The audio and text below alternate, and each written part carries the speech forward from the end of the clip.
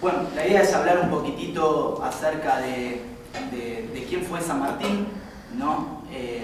Este hombre que casi por unanimidad, ¿no?, es considerado el padre de nuestra patria. Hasta incluso podríamos decir que tal vez es el mejor cuadro político que tuvo nuestra historia. Bien. Este hombre del cual en general todos hablamos, pero muchos, o la gran mayoría, desconocemos de quién fue San Martín. Bien. Y es un San Martín, antes de meterme de lleno, quiero hacer un repaso acerca de cómo se fue construyendo su imagen, ¿no?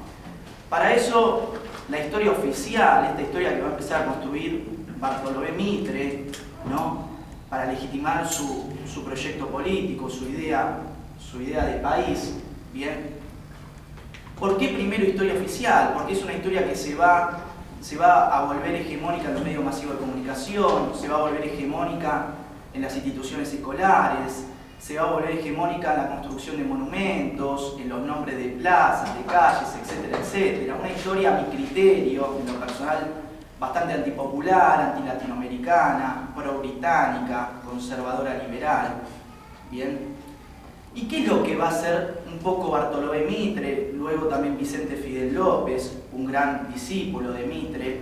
Bien. Van a intentar demostrarnos un San Martín un poquito inmaculado, ¿no? Un San Martín de bronce, un San Martín que no tuvo errores, que no tomaba posiciones políticas, un San Martín exclusivamente militar, ¿bien? En donde faltaba bajarlo un poco a tierra, no humanizarlo a San Martín, ¿bien? Incluso Vicente Fidel López va a plantear que San Martín nunca tuvo amor a su patria, que fue egoísta, lo único que quería era su proyecto político, que era un ladrón de ejércitos, etcétera, etcétera. Bien. Después en el siglo XX, ¿no?, los golpes militares, durante la década infame, la última dictadura cívico-militar, se adueñó de San Martín, ¿bien? Es de San Martín más militar también, siempre poniendo énfasis en lo militar y nunca en lo político, como que San Martín nunca tomó una posición política al respecto, ¿bien? En la década de los 90, aquellos que de alguna manera transcurrimos nuestra adolescencia, a fines de la década de los 90, principios del 2000, ¿no?, nos criamos justamente en una época en donde no se hablaba de historia, estaba mal, los medios nos distraían con otra cosa, ¿bien? Y creo que hoy en día está pasando eso, ¿no? Hace poco se cumplió el bicentenario de la independencia, ¿bien? Y la realidad es que poco y nada se habló de eso, ¿bien? No había ni una sola bandera en la ciudad de Buenos Aires, se hizo apenas un acto, unas simples palabras del actual presidente, pero la verdad es que si uno compara con lo que fue el 2010, el bicentenario de la Revolución de Mayo, la verdad que dista mucho. ¿Bien? Y afortunadamente aquellos, o todos en realidad, pero aquellos jóvenes que fueron de alguna manera creciendo, educándose a partir de 2013 en adelante, la realidad es que tuvieron la suerte de descubrir un San Martín diferente, ¿no? Quizás este San Martín que uno intenta de transmitir en las aulas o donde sea necesario, ¿no? Un San Martín más humano, más político. La realidad es eso, que San Martín ha sido un hombre muy comprometido con su época, con su patria, con su tierra, con un proyecto político mucho más amplio que una simple nación. ¿Bien? O por lo menos eso es lo que uno intenta de transmitir. ¿Bien? Pero previo a meterme de lleno, me gustaría contextualizar un poquito la época en la cual vivió San Martín. ¿Bien? Saber dónde vivió San Martín, qué es lo que sucedía en los años en los cuales vivía San Martín, ¿no? Y para eso me voy a referir a un historiador, bien, hasta hace muy poco considerado el historiador vivo más importante que tenía por lo menos el mundo occidental. Seguramente todos alguna vez habrán leído algún texto o algún libro de él y me estoy refiriendo a Erich Hobsbawm. Bien, este hombre que fue de alguna manera catalogado como el mejor hasta hace muy poco tiempo, escribió un libro muy interesante que se llama La Era de la Revolución, entre otros tantos libros que escribió, ¿no? ¿Y por qué traigo a colación este libro de este historiador inglés? Porque justamente, cronológicamente, casi abarca exactamente toda la vida de San Martín. ¿Bien? Él plantea que la edad contemporánea nace en el año 1789. ¿Bien? Recordemos que San Martín va a nacer en el año 1778. ¿Bien? Y él dice, esta era de la Revolución termina en el año 1848 y 2 años después muere San Martín. ¿Bien? ¿Qué es esta era de la revolución que casi abarca en forma idéntica la época en la cual vivió San Martín?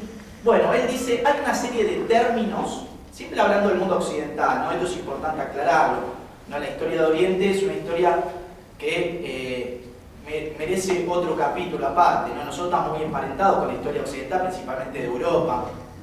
Bien. ¿Qué es lo que plantea él? Hay una serie de términos que se van a consolidar o que incluso se van a implementar en esa época que vienen a manifestar y a simbolizar la época en la cual se vive, ¿no? Él habla de capitalismo, él habla de industria, de fábrica, de proletariado, él habla de protesta, de huelga, de liberalismo, de nacionalismo, una serie de términos, ¿bien?, que vienen a simbolizar claramente la época en la cual él llama la era de la revolución. ¿Y por qué él llama la era de la revolución? Porque justamente nace con una doble revolución la edad contemporánea.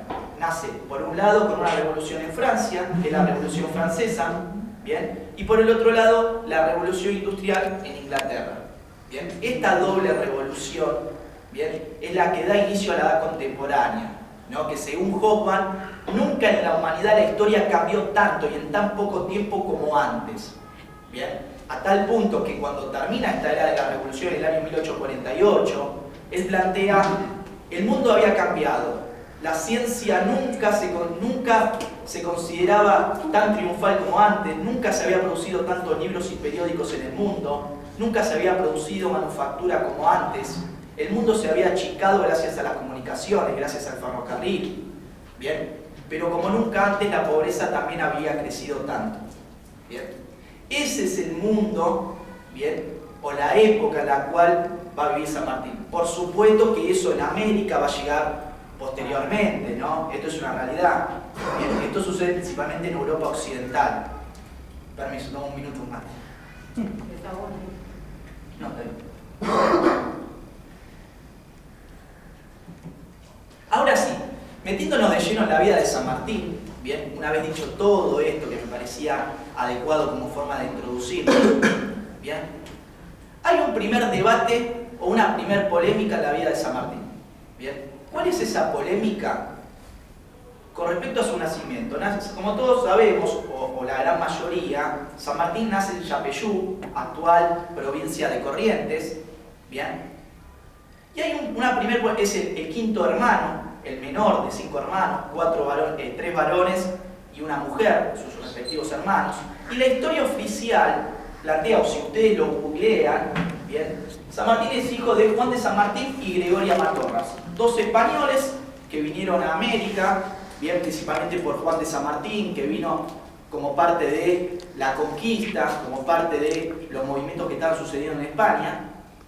Bien, ¿y por qué la primer polémica? Porque últimamente algunos historiadores, como por ejemplo Hugo Chumbita, empiezan a plantear dudas sobre la filiación de San Martín.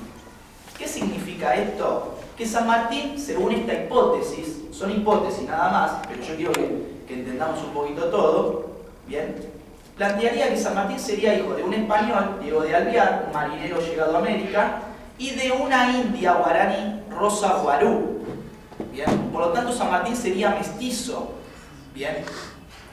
Esta es una hipótesis que aquellos que se dedican a estudiar la biografía, la historia de San Martín, ¿bien?, la verdad que cada vez lo van afirmando un poco más. Nadie lo puede dar como cierto. Pero es un debate y una hipótesis que cada vez se confirma más en el mundo de la academia. Por supuesto, aquellos, ¿no?, que siguen defendiendo una historia oficial de Mitre, bien, de Vicente Fidel López, van a poner el grito en el cielo. Bien, ¿por qué? Porque no van a permitir que San Martín sea hijo de una india. Bien. Exactamente. Que está mal visto. Por supuesto. Para la época estaba mal visto, ahora no. Bueno, pero algunos siguen teniendo una visión en ese sentido. Bien. La cuestión es que, y esto va emparentado de otra cosa, las fuentes indicarían que San Martín, bien, tenía rasgos de mestizo. Bien. Era de tez morena, bien, tenía ojos oscuros, pelo castaño, bien, tenía una serie de rasgos que todo indicaría. Bien, esta es una primera hipótesis, una primera polémica que se genera alrededor de su figura. La realidad es que a él, justamente, al contrario, él siempre va a hablar de nuestros hermanos los paisanos, los indios, es decir, que él, por el contrario, él se va a sentir orgulloso de ser americano y de sentirse un hermano de los indios. Bien. San Martín nace y a los 6 años ya se va a Europa. Los padres regresan a Europa, ¿bien? Es decir, que toda su niñez, toda su adolescencia, su juventud va a transcurrir en Europa. Y ahí lo iba a esperar lo que lo había esperado los 3 hermanos mayores de San Martín, que era la carrera militar, ¿bien? Por una cuestión de ascenso social y por una cuestión de que su padre también era militar, ¿bien? Él con 11 años, con tan solo 11 años, ahora nos parece muy joven, pero la realidad para la época era algo normal, ¿bien? San Martín es aceptado como cadete en el regimiento de infantería de Murcia, ¿no? En la actual ciudad de Málaga, ¿bien? Él ahí va a empezar a dar sus primeros pasos, va a pelear primero en el norte de África, ¿no? En lo que es actualmente el territorio de Argelia. Después va a ser parte de la Marina Española.